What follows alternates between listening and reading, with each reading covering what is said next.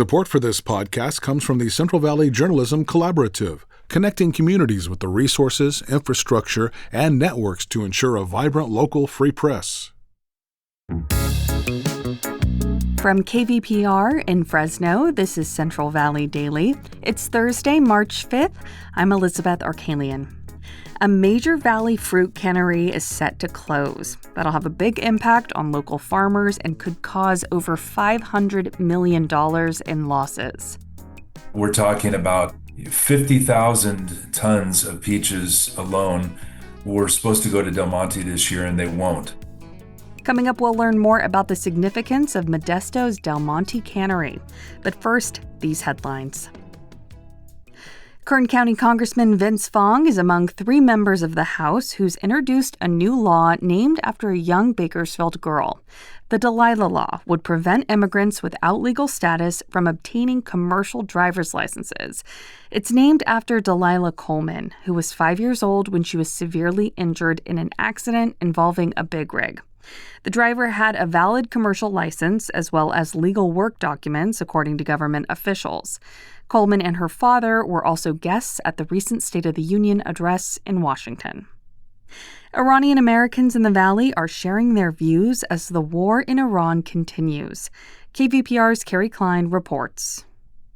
Shabnam Puya is a nutrition professor at Fresno State. She grew up in Iran, but left for education and opportunity. She says both things were limited under the oppressive and violent regime of Supreme Leader Ali Khamenei, who has now been killed. And this conflict has left Puya hopeful. She says she doesn't support war, but does support intervention.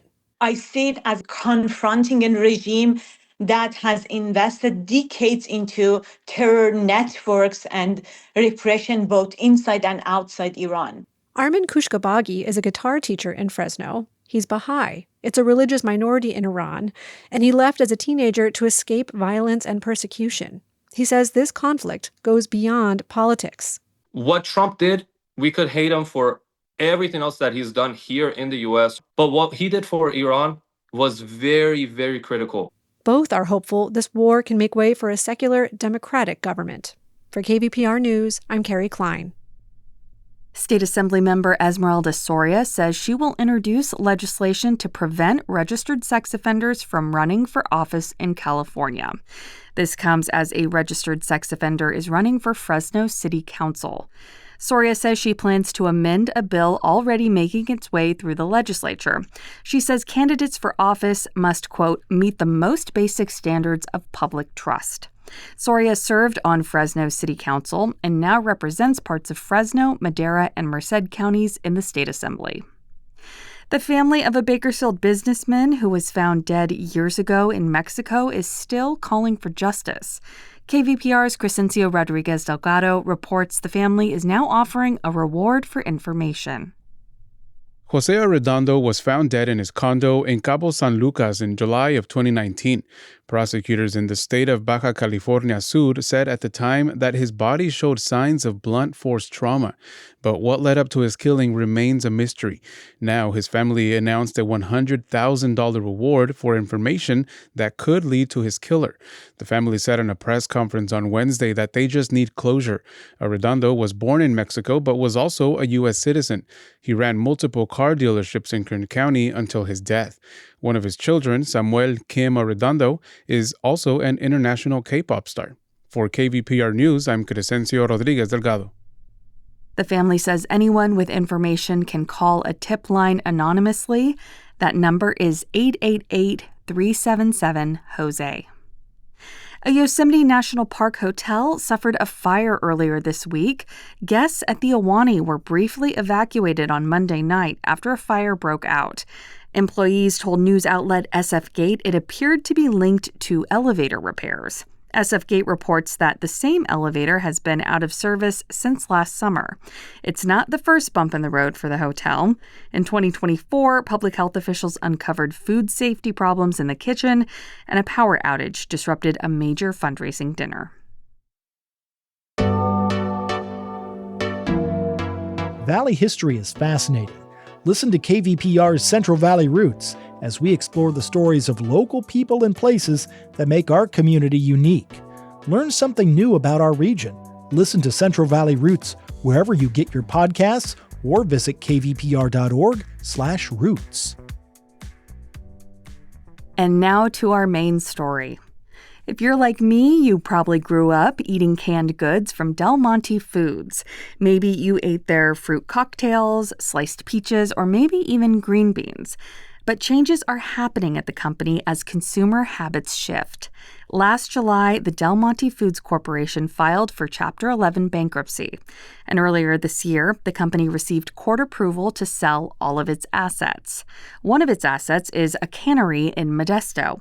But Del Monte was unable to find a buyer, and the cannery is now closing, and with it, ending a 140-year legacy. The closure of the Modesto location will impact countless San Joaquin Valley farms whose fruit have supplied products with that iconic Del Monte seal. And on top of the impacts to farms, nearly 2,000 seasonal and full-time employees will be without work.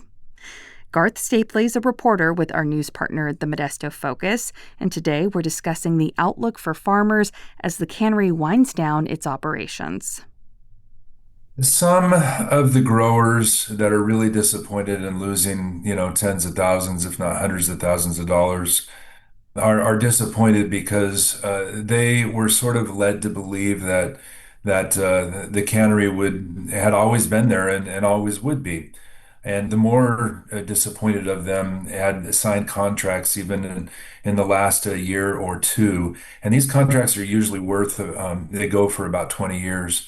And so, one guy that we interviewed even pulled out his producing almond orchard in order to plant this variety of peaches that Del Monte wanted.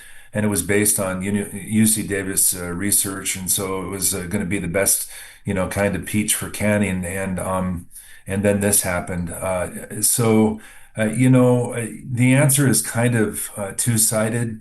The fruit industry canning industry has been waning for quite some time, and especially as consumers turn more to fresh fruit, they have less interest in canned goods. And so, about 20 years ago, there was twice as much peach production in the valley, just for instance. And so it's been dropping steadily, but, everyone thought that a 140-year-old company would keep its cannery going, and then they kind of pulled the plug. Actually, everybody knew in August when the company announced bankruptcy that they were in trouble. But this has happened before to various canneries and various products over the years. And so everyone kind of assumed that someone would buy the cannery and they would just keep going. But in January, it was found that nobody wanted the Modesto cannery, so it will close. Yeah, some of us in the newsroom were even discussing memories of being served canned fruit growing up and how that seems to have fallen out of favor, so to speak, in terms of modern day food choices that people make for their kids, or just in general. I'm curious, if there's nowhere for these farmers to send their peaches, what happens with all their fruit? Well, and some people are confused and they think, well, can't we just buy more roadside stands? And this is not that. We're talking about 50,000 tons of peaches alone were supposed to go to Del Monte this year, and they won't. And that's, millions of cases of peaches. So these are not for human consumption. They're raised specifically because they have contracts with the canneries to can the food. I also understand that farmers have reached out to the USDA for assistance. The California Canning Peach Association filed a claim for $1 billion related to this Del Monte bankruptcy. But growers also have a stake in this, right? Well, yeah, the Peach Canning Association, they filed a claim for $550 million. And that represents the value of their crops through the end of their contracts, which are 20 years out, and that's a lot of money. And most of the peach growers specifically are waiting to hear from their association whether the federal government will extend to them some kind of relief. if you think about it, if they replace their crops with some other kind of a nut tree or pistachios or walnuts or almonds or whatever, it takes at least 4 years for for those trees to start to mature and start bearing the kind of nuts or fruit that you can sell. And then it's another few years after that you start making a profit. So it's a really long-term investment, and that's why these people are hurting so much. But they are holding out hope that that the USDA would come through with some kind of a relief program. Probably they would be paid per acre to pull out their trees. Yeah, I want to drill down a little bit into that idea that farmers can't just switch crops quickly, because you painted a really interesting picture that, switching from peaches to almonds requires not just the learning curve of growing a different crop, but also an entirely new irrigation system, because the trees are spaced apart differently. And that's a huge expense as well for farmers needing to make that transition, right? That's exactly right. Almonds are spaced farther apart than peaches because you have to get your equipment in there to do your harvesting. And it's just a totally different spacing. So you have to install a completely different irrigation system for different crops. Some of the farmers that I talk to are considering grafting. If they're very young, you can, just lop off the top and graft in a new variety. Say you could go from peaches to something like pistachios, and so that's possible, but it's very expensive, and also you still have the spacing problem, and that's why most of them can't just switch to something else. Also, just some row crop farmers can just easily go from, say, alfalfa to tomatoes or something like that, but that's not the case in these orchards. I'm curious, since you specifically report on the Modesto region, as we watch some of the significant changes from this closure, what are some things you have your eye on? And did some of your sources tell you what they plan to do next? Well, most of them are saying that they'll probably go to almonds because they know how to grow almonds and nuts. Some of them are thinking about walnuts, but the price for walnuts is not great right now. Almonds is sort of recovering from a few years ago. It was pretty bad, and so they're doing a little better. But there's no easy answer because of the things that we just talked about. The spacing of the crops and what it requires to put it. It costs like $8,000 to $10,000 an acre to develop an orchard for nut trees. It's not something that's cheap, and so they're hoping to do something else, but there is no easy answer.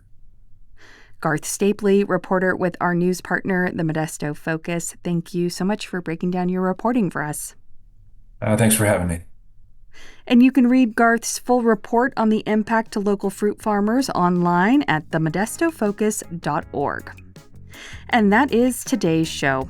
Today's episode was produced by Jonathan Linden and KVPR with support from the Central Valley Journalism Collaborative. I'm Elizabeth Arkalian. Find the latest local news anytime at kvpr.org.